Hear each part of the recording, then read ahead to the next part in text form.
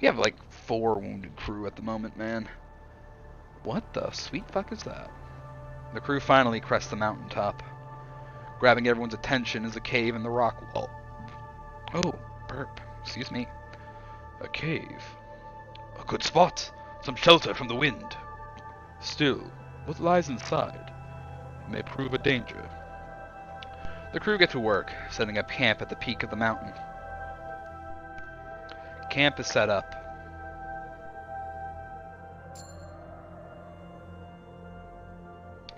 Game save to the tree. Approach Kurt and Kasha. You find Kasha carefully inspecting her camera. Still works. It would have been a shame to lose it this far in. Oh, we should be grateful nothing more important was lost. As Kurt approaches, Kasha lets out a small chuckle. Yeah, I suppose I should have my priorities in order. Well done, Kurt. That was almost a disaster. Please, let's not heap praise, Captain. It was all instinct. There is something I should say. Past comments I made. Forgiven. Well, allow me to apologize first. No, I understand now. You can't convince me to lie in my report. I'll tell the entire truth. I understand. And the truth is that Kurt Darling is a true hero. Oh, you needn't say that. I've caused my fair share of trouble on this expedition. Yeah, and I don't intend to hide that from anyone. But your heroism is more important to share. What did you tell me about inspiring others? Thank you. I can only hope another young Kasha Belford reads my report. I thought the guard would be less reckless than you. Ha! I hope the opposite. Chasing glory has been my vice for too long. Whatever you write about me, it has my blessing. There, I can expect honesty. Thank you, friend. And thank you. Enter the request tent, because we're pretty full on food and fuel at the moment.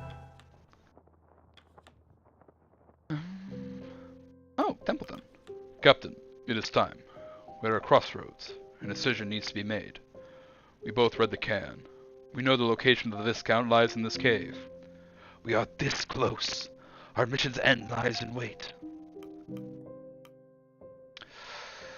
What do you expect to find there? Answers, for better or worse. If what we read is correct, the shore cabin should hold enough rations to last a full year. But for the risk of missing a single rescue ship, I think it's worth it. You're right. We can't turn away from this opportunity. Indeed. You should inform the crew of our movement as soon as you leave this tent. I know you'll make the right call, Captain.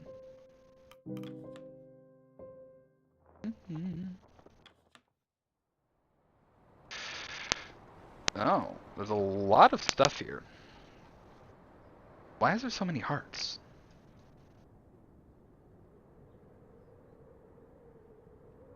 Speak to the brothers. You overhear the Stoke brothers engaged in what sounds like an argument. What did you say? I'm sorry, Grimly, but I can't fool myself any longer. Let's face it, Hunt abandoned us. Wrong. That's all you have to say? Grimly, we've been out here so long. He left without a word. He left us to die, to be torn up in a blizzard, to be eaten by a seal, whatever else. He didn't care, did he? You don't know what you're saying. I know Hunt better than you, Junior. The captain would never. He's not our captain. What? Take it easy, men. Nothing is certain. Nothing? Oh, there's something I know for certain, Shaw. If it wasn't for Hunt, we wouldn't be stuck here. He did this to us. Fine. Grimly storms off, marching towards his tent. Junior only lets out a sigh in response. The navigator and the engineer. You notice Hammond and Kurt huddle around the boiler, deep in conversation. As you approach, their heads perk up, noticing you.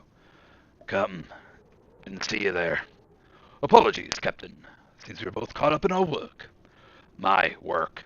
You're just watching me, Kurt. But you did manage to pick out the materials. We were just replacing the spyglass I cracked on the mountain. It may not be of any use in this cave, but you never know when we might need it next. Aye, once again my boiler comes in handy.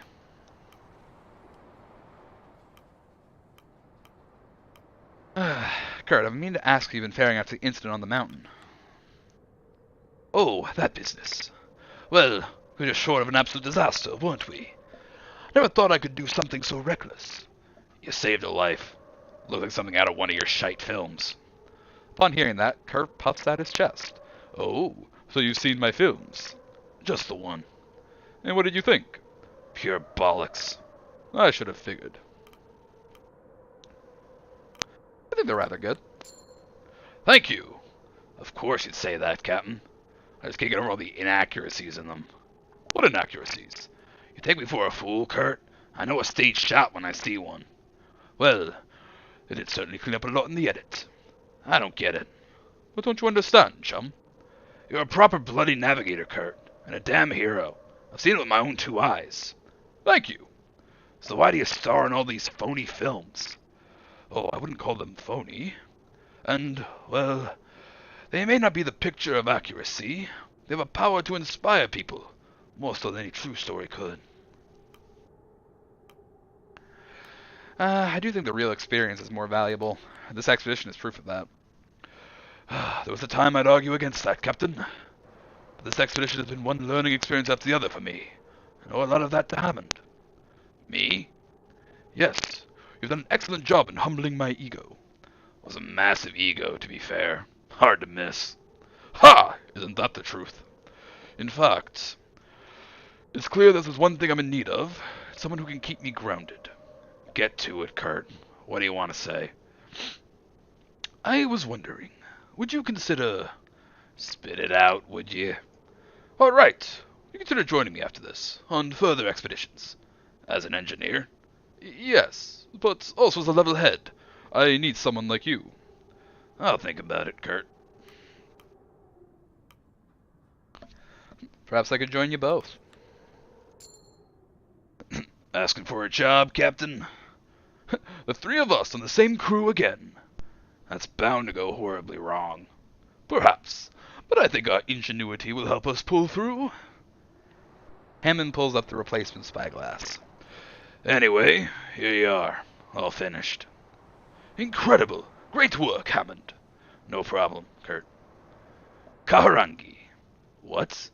My real name. Kurt's just for the media. Kaharangi Tuhuro. Alright, Kaharangi. See you around, friend. You too. Kaharangi? That's a cool name. Approach the scientist. You find the crew's science officer overlooking several petri dishes containing various materials picked from the walls of the cave. Curiouser and curiouser. What's curious? Captain, observe the materials we've uncovered in just the entrance of this cave. Copper, tungsten, antimony. These are deposits more likely found in lakes, not all in a cave, let alone a mountaintop cave in the polar region. Nothing about it seems natural. Could this be why the Appertons were looking for this area? Perhaps. Captain, may I ask you a question? Go ahead.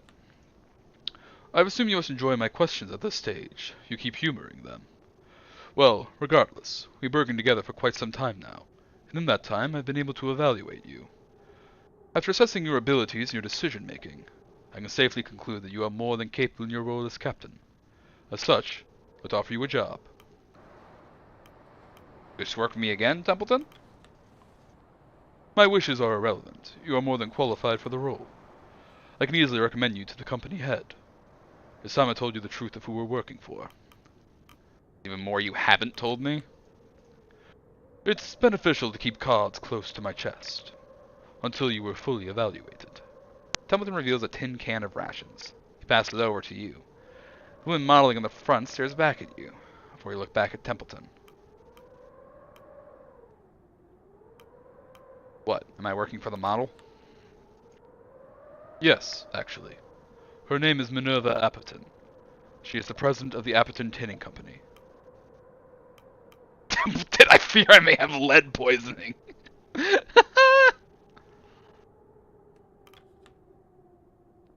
Any poison you may or may not have is unrelated to what I told you. This is not the act of hallucinations.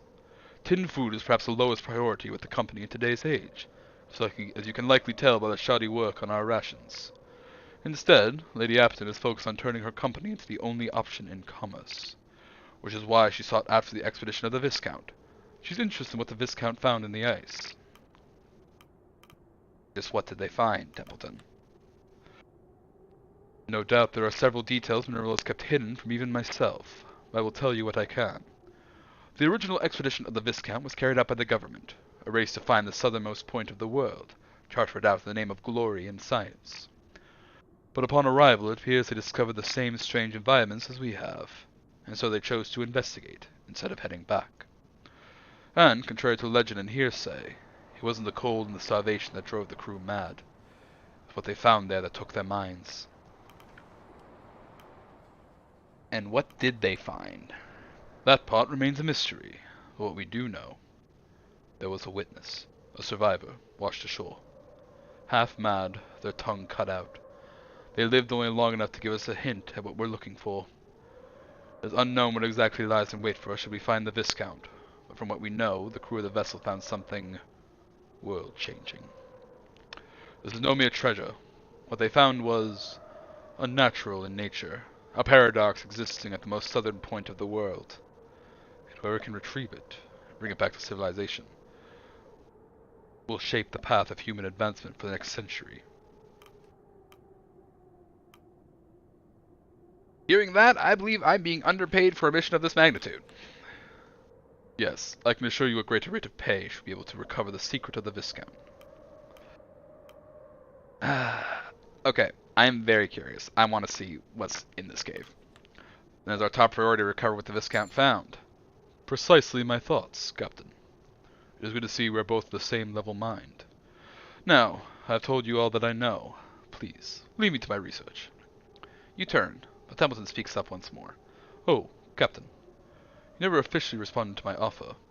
Do you wish to work with the Apton Tinning Company after this? You know what? If it leads to adventure, fuck it, we ball. Yes, I would. Good. I look forward to working with you again in the future. Nutley and Kasha. Oh! They're kissing! You pass the tent and are quick to notice what's going on. Kasha, the intrepid photographer, standing close to the doctor, their faces pressed closely together. She's alerted to your footsteps and opens her eyes which quickly widen as you're spotted. Quickly, she and Nutley pull away from each other, their heads nervously swiveling around the tent, Nutley letting out a punctuated cough. Oh, you crazy kids. Captain, you could have cleared your throat or something. We were just, sticking together for warmth. A clever decision. Yes, quite clever. Very, very clever of us to be doing that. That was definitely what we were... Arthur, I think our captain was joshing us. That, or Shaw's quite dense, and that would be a greater issue for us. Congratulations, both of you. Oh, thank you, Captain. We should be thanking you, Shaw. Placing us together in one tent for a year certainly fostered conversation. Huh, never considered myself a matchmaker. We spoke at length, at first about his unexpectedly vast knowledge of ice fishing, and ending with casual conversations about our favorite newspaper strips. Well, it wasn't entirely casual. What do you mean? Ah, I knew you didn't notice it. Notice what? Kasha clears her throat before putting on an affected voice, dramatically quoting her past statements. Why, Doctor, I think you'd be a great subject for my next report. I'm sure you wouldn't mind a write-up on your interesting life. A handsome young medical prodigy. You must have a bevy of suitors. Doctor, there's this excellent seafood restaurant in the capital. We should absolutely eat there when we return to land. Kasha chuckles to herself. I used we, for goodness sake. I was beginning to think you were oblivious to all flirtation. I recognized some of it. I was just too nervous at the time to respond. Though it's true, I did think you were just passionate about seafood. And then? but we couldn't help ourselves.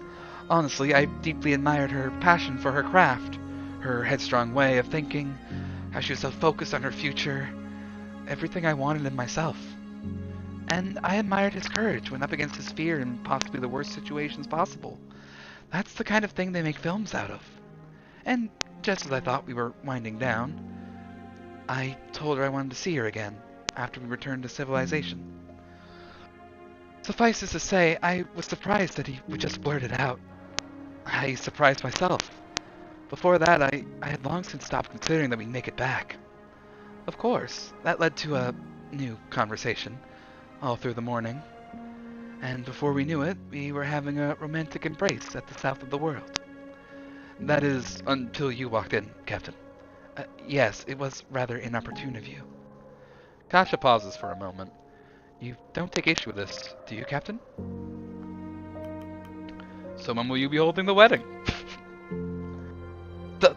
Excuse me? Ha! Good one, Captain. Presuming all goes well, of course. Not for another year or 2. Or 5. Now, Doctor, you know me. I like to live fast. 5 years is fast. I think I could whittle you down. I'm joking, of course. It's far too soon to speak on that. Well, forbidden or not, we're at the end of our journey here, I hope. Matters of the crew are in the past. To sail home with Kasha. Well, it's something to look forward to. Been quite a while since we had that. Agreed. I wish you both happiness. It's what you deserve at the end of this crazy adventure.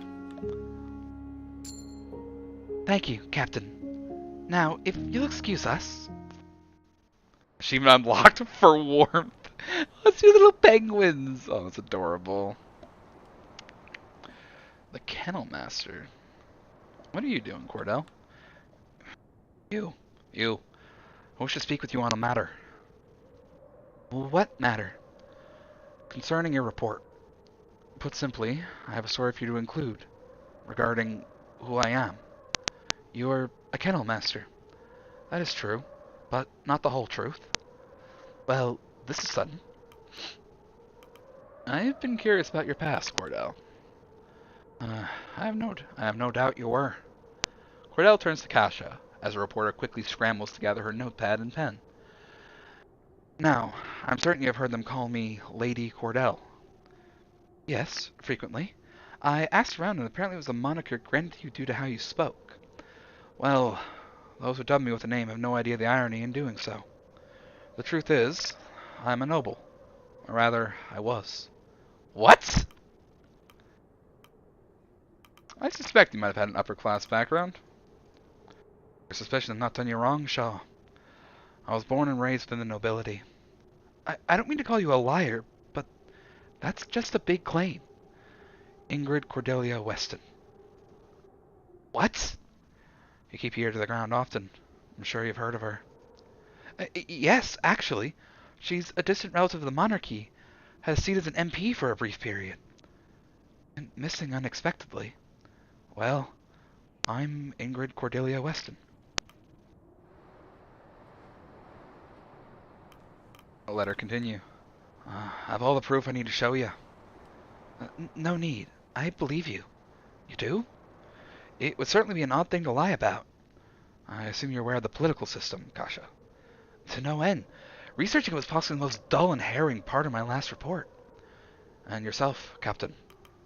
I pay no heed to politics.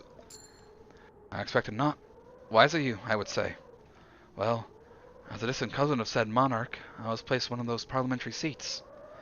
As you can imagine, I had no interest in being an MP. My aversion towards human interaction was no different in my youth. From the age I received my first dog as a gift in my childhood, I much preferred their company. Surely there was once a time when you weren't such a recluse. Well, you've encountered and interviewed many of the nobility in your time, correct? Correct. Would you choose to spend your time amongst those people? Fair point. So, this whole time, you've been traveling with a runaway MP. Yeah. I suppose it does sound quite unusual. I've learned not to be surprised at this stage. But why did you leave? The reasons for that are quite simple. I refuse to live that life any longer. In that world, in my position, certain things were expected of me. Act with decorum, attend every social event, keep your real self hidden until you're considered suitable to be shipped off into a political marriage. A grim reality, one I wanted no part of. My choice was clear, and I didn't hesitate in my thoughts for a moment. I left home in the dead of night, taking only 2 things with me. My certificate of birth, for reasons more practical and sentimental, and my dog, for reasons more sentimental than practical. Started a breeding kennel in the capital, earned the moniker of Lady Cordell among the common folk, and from then, I was free. Free to feel the ground beneath my feet. As Cordell speaks, Kasha intently takes notes. I see. So, trapped in a restrictive role in society, you broke free of your chains, yearning to be independent. I suppose, yes. Just like a wild pack of dogs, able to roam free. Please, do not include a surface-level poetic interpretation of my actions. Poetics are my calling, but okay.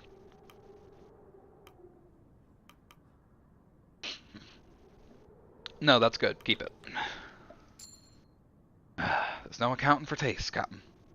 I think I'll respect Cordell's wishes. Though I do think with enough rewrites I can make it sound great.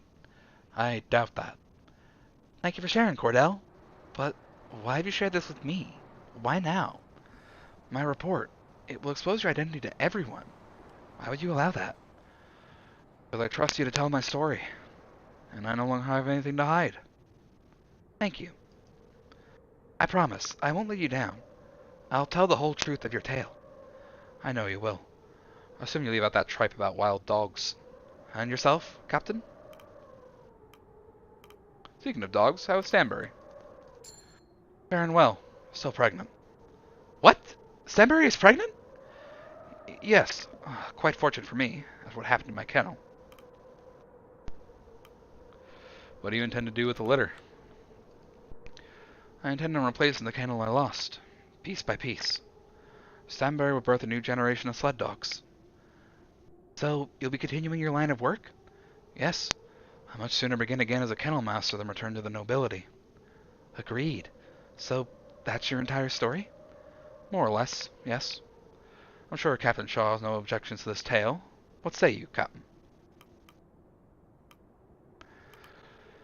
Never would have expected. Maybe I'll call you Ingrid from now on. I think you won't. I suggest you don't.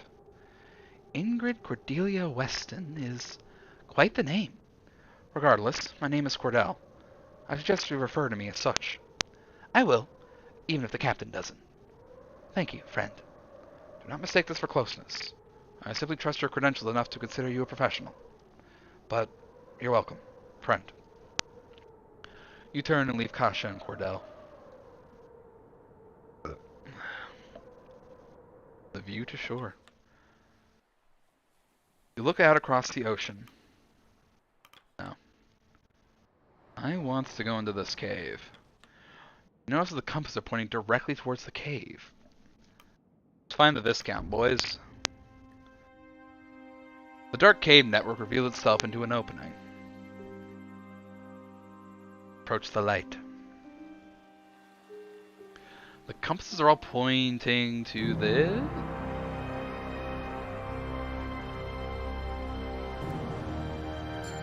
There it stands before you, the Viscount, where it was left by its former crew, but not as it was left.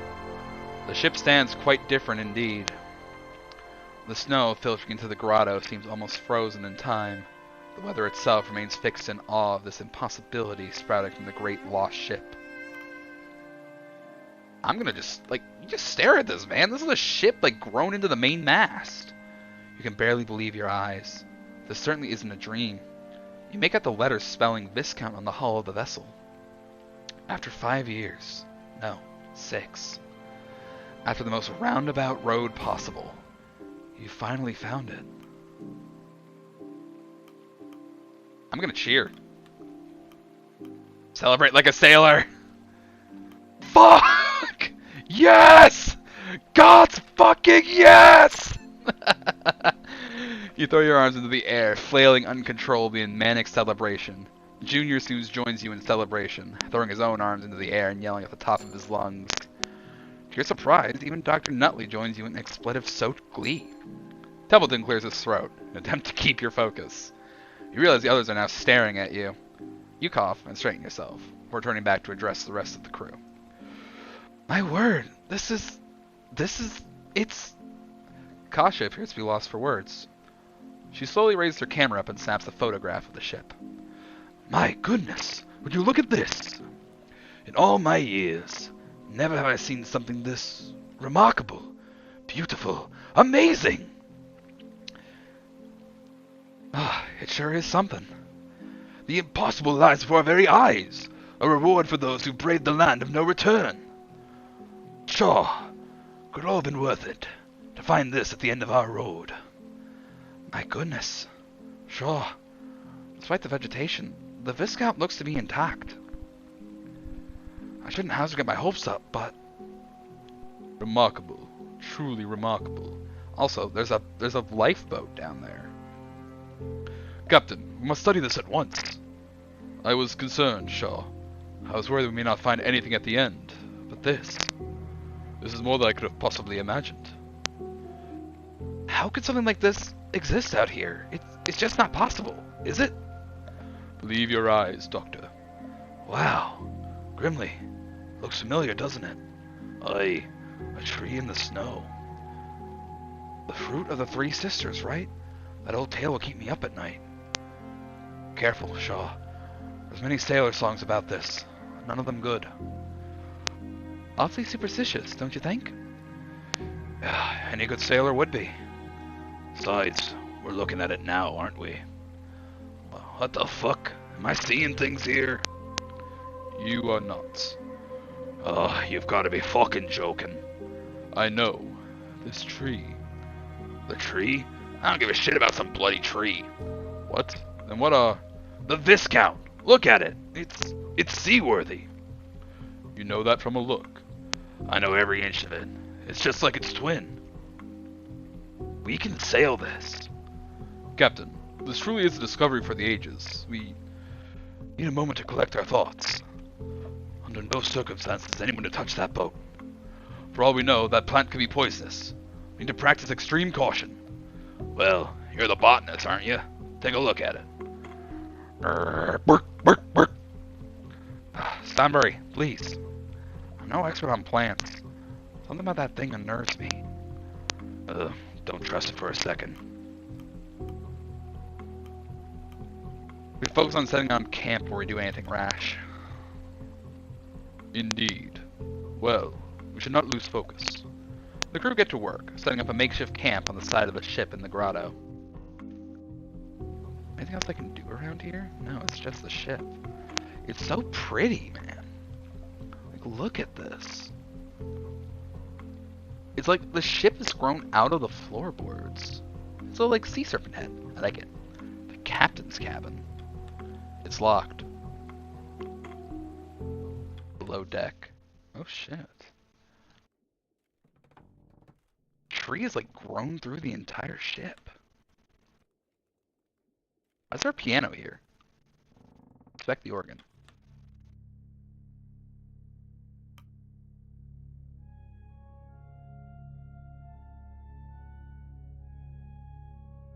Interesting. Have I heard this song at any point in the game? I don't think I have.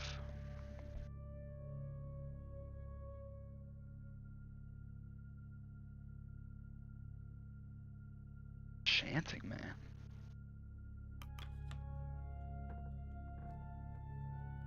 Just gonna play now, okay. Descend to the lower deck. Enter the boiler room. The layout in here is different. I guess it's the same. Oh. Who is that? They're like fused.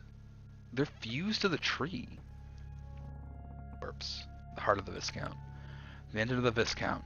The classic retrofitted steam train model, twisted among the roots of the tree. A corpse?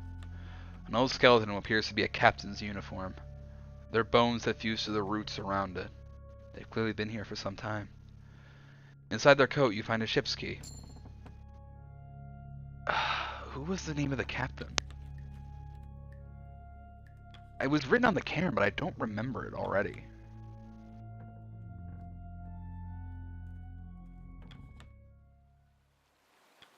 You unlock the door with the captain's key. Captain Hunt? You enter to find a ghost sitting before you. Littered around the room are countless familiar scrawlings. Crew wanted. Able-bodied crew wanted for dangerous expedition. Months of darkness, low wages, slim chance of safe return. Glory to be had in the event of success. She must not have it. Always stuck in the ice. Being cute? What?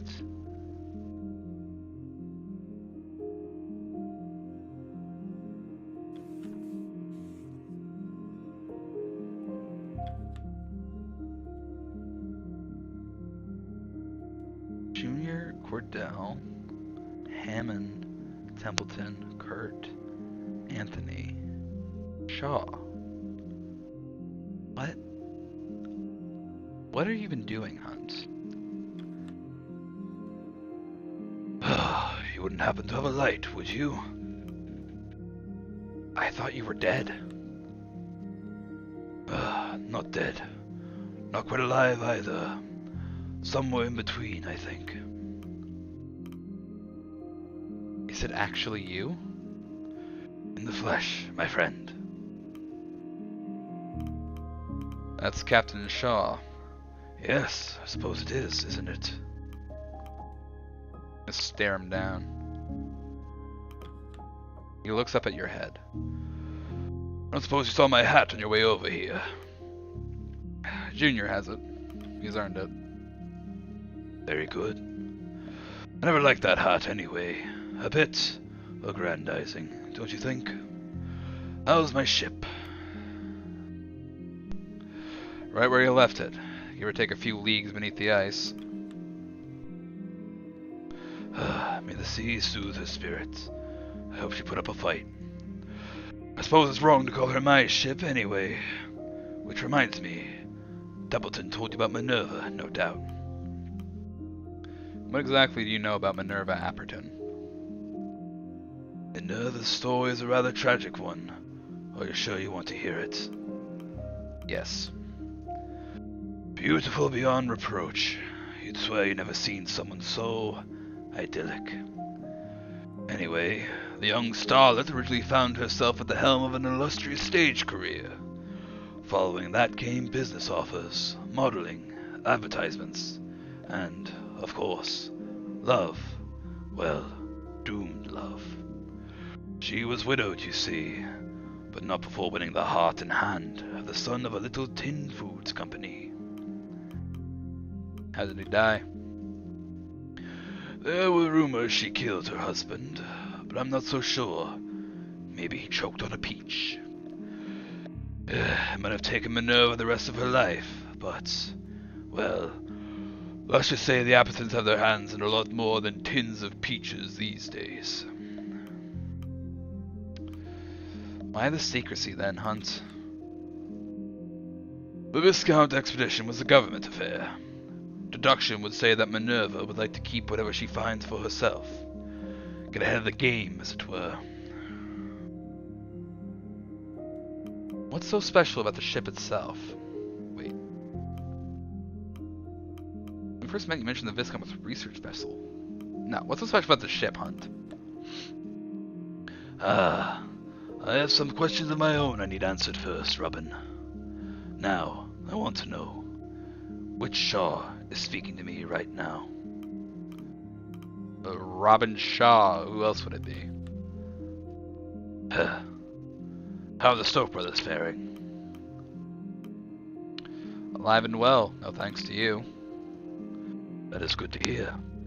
You made land after the sail, I assume. How's everybody else? How'd you fare on the ice?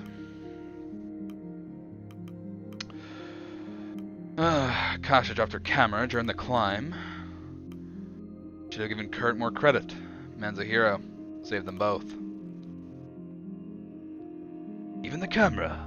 You should commend the man. Nobody believed this without. The Kettle Master attempted to leave the expedition once we made land. I talked her out of it. Not easy to do. You must have made a convincing argument. The doctor was meant to stay with us at least. He found his nerve out on the ice. Now that is pleasant to hear. He was the only crew member I wasn't sure of. I didn't want to upset his father by getting the poor boy killed. Not that any of that matters now. I'm sure you'd be thrilled to learn Mr. Templeton is fine. I expected as much. Has he given you much grief? Actually, Mr. Templeton's been a valuable ally through all of this. That's so. Maybe I should work on my interview techniques. Now, I have questions of my own. Of course, of course. I'm sure you're wondering what led me here. You might be able to tell. It is a particularly hopeful answer. I failed my men. Let him continue. Well, there was the four of us, as I'm sure you quickly figured out.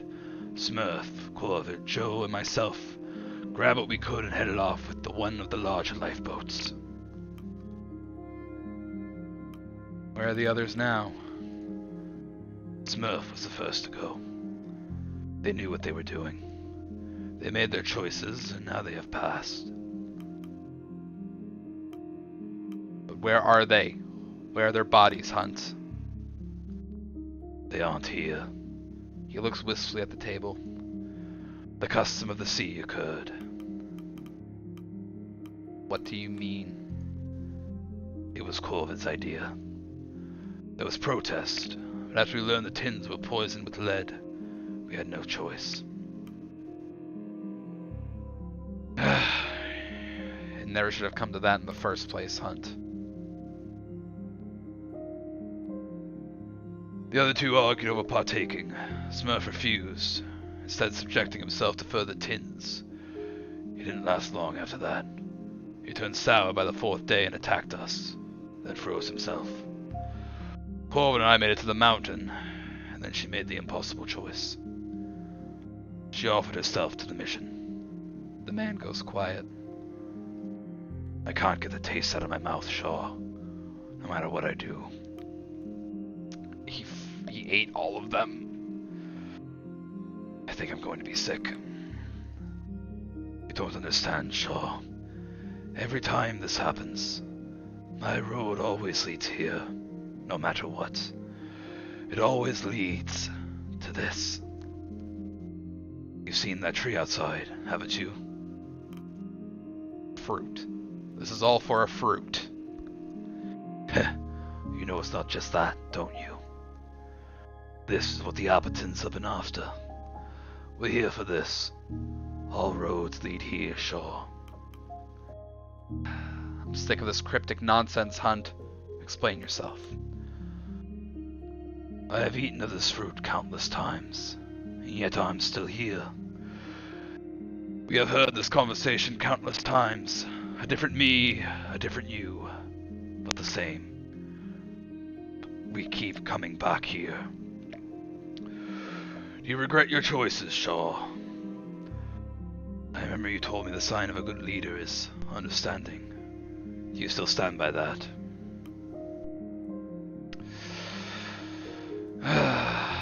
I do. I made it work. That's commendable, Robin. The worst thing any one of us can do, Robin, is become the consequence of somebody else's plan. Maybe you've been the best Shaw you can be. Maybe not. But you still can be. He gestures towards the fruit. With this, you can go back. Change the path to me. You speak like you've been in this cave for years. I haven't, and I have. Every time I've eaten this fruit, every past loop comes freshly back to my mind, and then I send my mind back once more. You can do the same, Robin. You can go back again. You won't really remember, but part of you will want to try something else. Some things will stay the same.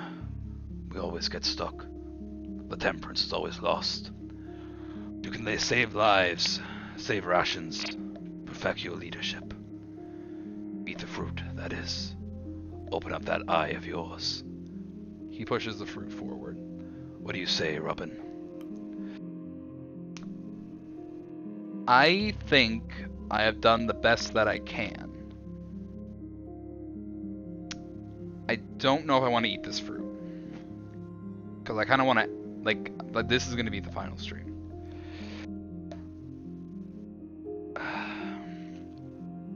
Another time, maybe I would eat that fruit.